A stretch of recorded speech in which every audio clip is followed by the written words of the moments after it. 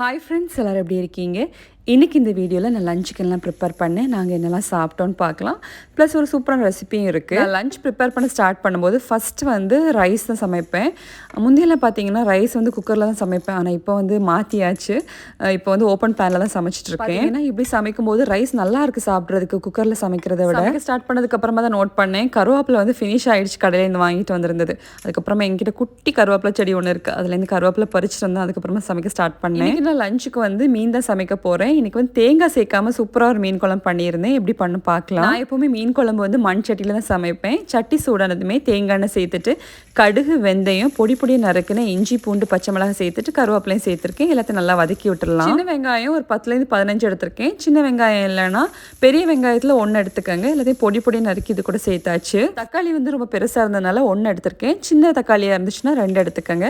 அதையும் பொடி நறுக்கி இது கூட சேர்த்து நல்லா வதக்கி விட்டுடலாம். லஞ்சுக்கு தான் வெஜிடபிள் சமைக்கணும்ல, ஸோ பீட்ரூட் தான் சமைக்க போகிறேன். எனக்கு பார்த்தீங்கன்னா இந்த பீட்ரூட் சமைக்கவே பிடிக்காது, ஆனால் சாப்பிட பிடிக்கும்.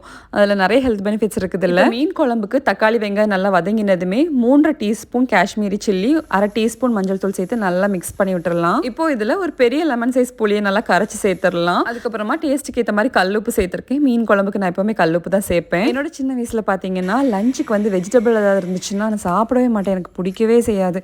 ஆனால் இப்போ பார்த்தீங்கன்னா அப்படியே கம்ப்ளீட் சேஞ்ச் ஆகிடுச்சு. இப்போ லஞ்சுக்கு வந்து மஸ்ட்டாக எனக்கு வந்து வெஜிடபிள் வேணும். வெஜிடபிள் ஏதாவது ஒரு வெஜிடபிள் இருந்தால் தான் எனக்கு லஞ்ச் சாப்பிட்டு திருப்தியே இருக்கும். லஞ்சுக்கு வந்து மீன் சமைக்கிறேன்னு சொல்லியிருந்தேன்ல, பாம்ப்ரெட் ஃபிஷ்ஷில் தான் சமைச்சிருந்தேன்.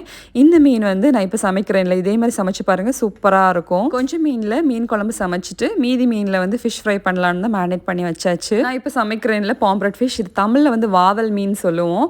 இந்த மீன் பார்த்தீங்கன்னா பயங்கர டேஸ்டியாக இருக்கும் சாப்பிட்றதுக்கு. குழம்பு மட்டும் இல்லை, ஃப்ரை பண்ணால் பயங்கர டேஸ்டியாக இருக்கும். பாருங்கள், மணக்க எம்மியான மீன் குழம்பு ரெடி ஆகிடுச்சு. கண்டிப்பாக நீங்களும் ட்ரை பண்ணி பாருங்கள். இன்றைக்கி நாங்கள் லஞ்சுக்கு இதெல்லாம் தான் சாப்பிட்ருந்தோம். வீடியோ பிடிச்சா லைக் பண்ணி சப்போர்ட் பண்ணுங்கள்.